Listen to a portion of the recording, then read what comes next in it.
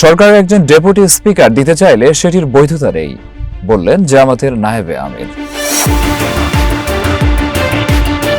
জামাতের নায়েবে আমির সৈয়দ আব্দুল্লাহ মোহাম্মদ তাহির বলেছেন, জুলাই সনদের অংশ হিসেবে সরকার একজন ডেপুটি স্পিকার দিতে চাইলে সেটির কোনো বৈধতা নেই, যতক্ষণ না গণভোটের রায় অনুযায়ী পুরো সংস্কার বাস্তবায়ন না হয়।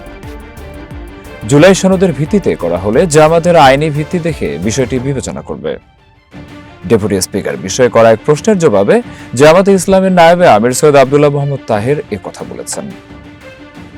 বৃহস্পতিবার দুপুরে রাজধানীর মগবাজারে জামাতের কেন্দ্রীয় কার্যালয়ে বিদ্যমান সার্বিক পরিস্থিতি নিয়ে সংবাদ সম্মেলন করে জামায়াতের নায়েবে আমির বলেন, বর্তমান সংবিধান অনুযায়ী সংসদে একজন স্পিকার ও একজন ডেপুটি স্পিকার থাকবে, আর জুলাই সনদ অনুযায়ী একজন স্পিকার ও ডেপুটি স্পিকার থাকবে। এর মধ্যে একজন সরকারি দল থেকে আরেকজন বিরোধী দল থেকে। বর্তমান সংবিধান অনুযায়ী সরকার ডেপুটি স্পিকারের বিষয়ে সিদ্ধান্ত নিতে গেলে জামায়াত বিষয়টি বিবেচনা করে দেখবে, তবে সেজন্য সরকারের কাছ থেকে লিখিত প্রস্তাব পাওয়া জরুরি। তখন আলোচনা করে সিদ্ধান্ত নেওয়া হবে। তিনি জুলাই সনদকে আইনি ভিত্তি দিয়ে সংবিধানে অন্তর্ভুক্ত করতে সরকারের কাছে দাবি জানান।